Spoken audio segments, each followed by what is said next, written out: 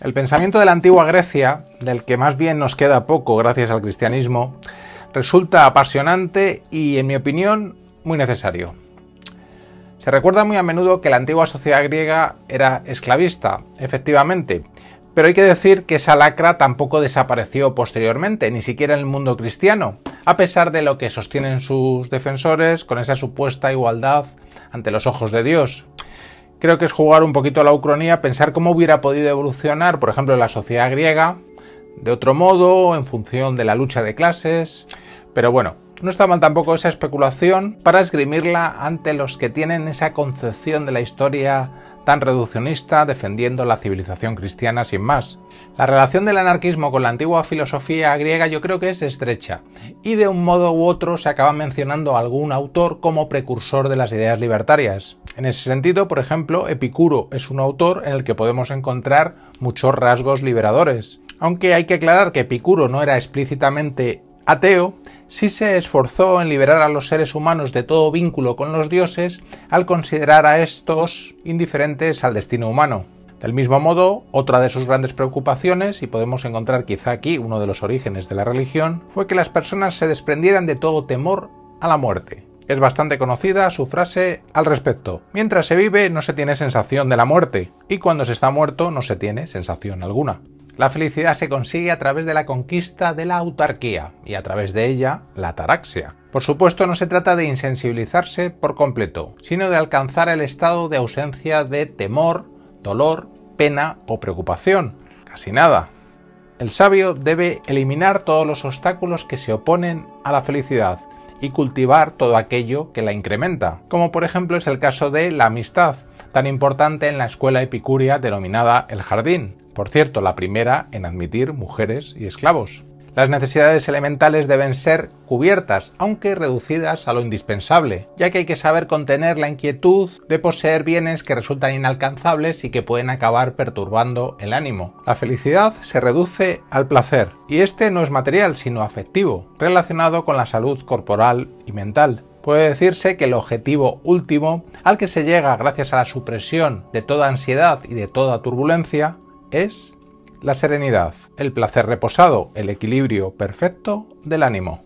Los placeres de los sentidos son necesarios, deben ser aceptados, aunque hay que saber ordenarlos para subordinarlos al bienestar físico y espiritual. El eje de la doctrina epicúrea es la ética, que se basa en la concepción del carácter positivo del placer sereno y duradero, material y espiritual, y de la consiguiente clasificación y equilibrio de los placeres. Ese objetivo a lograr está relacionado con el estudio de la filosofía, encaminada a esta a conseguir la salud del alma. El sistema epicúreo completo se compone de las diversas partes del estudio filosófico: la canónica, o doctrina dialéctica o del conocimiento, la física, o doctrina de la naturaleza, y la ética, o doctrina del alma y de su comportamiento.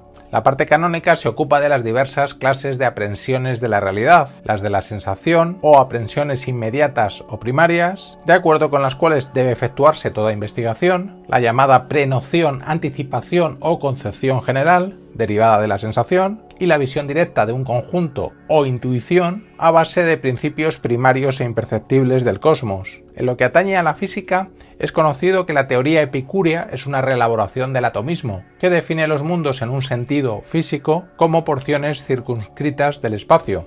La materia de la que están compuestos los mundos son los átomos, partículas indivisibles que resultan las semillas de todas las cosas y dan lugar a las formas y cualidades de ellas. En el epicureísmo se deseaban conocer los fenómenos naturales desde lo racional, buscar una explicación lógica al cosmos sin subterfugios metafísicos que acaban angustiando al ser humano. Ello era posible a través de los sentidos y el correcto uso de la razón, precedentes de lo que será la ciencia empírica.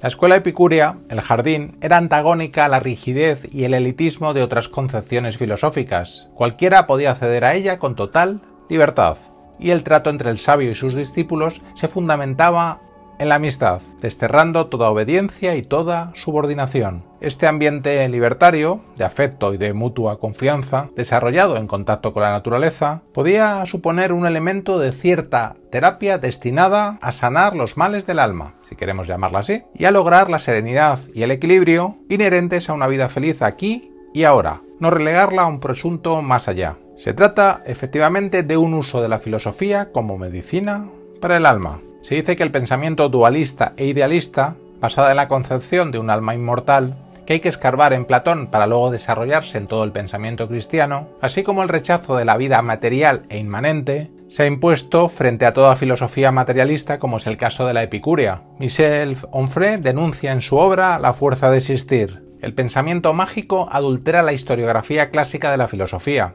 Por alguna extraña razón, los apóstoles de la razón pura y de la deducción trascendental comulgan con la mitología que crean y luego la reproducen a la fuerza cuando enseñan, redactan artículos, transmitiendo, escribiendo y publicando las fábulas que, de tanto repetirlas, se vuelven verdades y palabras sagradas.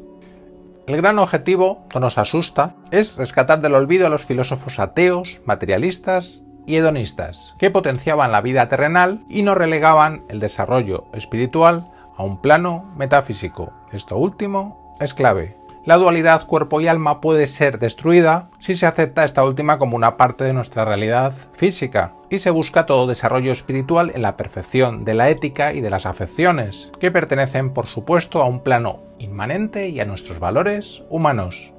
Y es que yo pienso que qué poderosos podemos sentirnos con filosofías como la epicúrea, que destierra toda trascendencia y preconiza gozar de nuestra vida, la única existente, al máximo, que desea acabar con todo temor a la muerte y a instancia alguna ajena a la humano. Al mismo tiempo reivindica la pasión y el deseo. Hasta muy pronto.